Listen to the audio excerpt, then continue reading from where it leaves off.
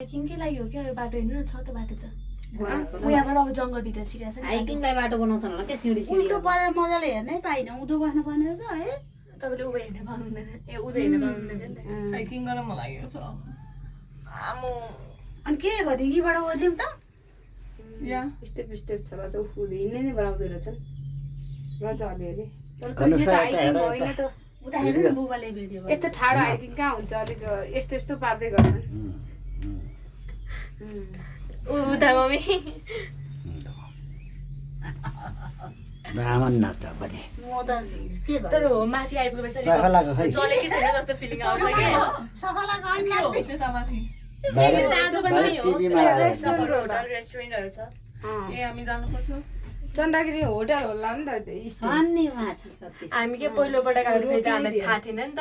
होइन माथि त्यो मान्छे आज त राम्रो दिन भयो नि त हामीलाई त्यो दिन त के भयो